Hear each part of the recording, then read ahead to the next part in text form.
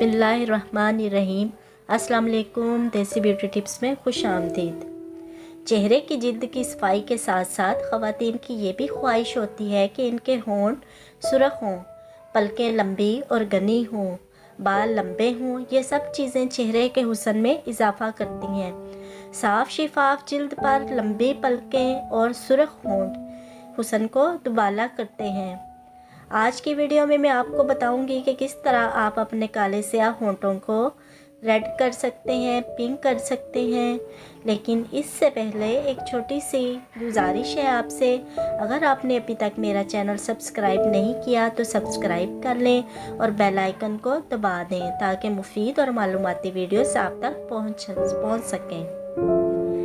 Lipstick अगर इस्तेमाल करना हो तो हमेशा किसी अच्छी कंपनी की लिपस्टिक ख़रीदें। सस्ती और गैर मियारी लिपस्टिक आपके होंठों को ख़राब कर देती है और इस बात का हमेशा ख्याल रखें कि लिपस्टिक रात को सोने से पहले उतार लें, वरना इससे भी होंठ काले पड़ने लगते हैं। काले होंठों को खूबसूरत गुलाब की पंखुड़ियों की तरह करने के लिए आज मैं कुछ आजमूदा देसी नुस्खे बता रही हूँ, जिनके इस्तेमाल से इंशाल्लाह ना सिर्फ होंठ रेड होंगे बल्कि बच्चों की तरह नरम व मुलायम भी हो जाएंगे।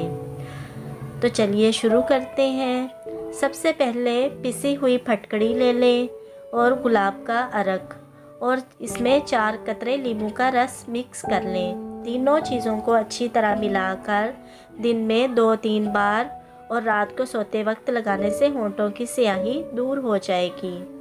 इसके अलावा थोड़ी सी मलाई में चंद कतरे नींबू का अर्क मिलाकर होंठों पर लगाएं, होंठ रेड हो जाएंगे। फटकड़ी और ग्लिसरीन मिलाकर लगाने से भी होंठ खूबसूरत हो जाते हैं। सर्दियों में अक्सर होंठ फट जाते हैं, इसके लिए गाय का कच्चा दूध रोज़ाना होंठों पर लगाएं। टमाटर काटकर होंठों पर मलने से होंठ सुर्ख हो जाते हैं। नींबू के छिलके को रोज़ाना होंठों पर रगड़ने से होंठों की स्याही दूर हो जाती है।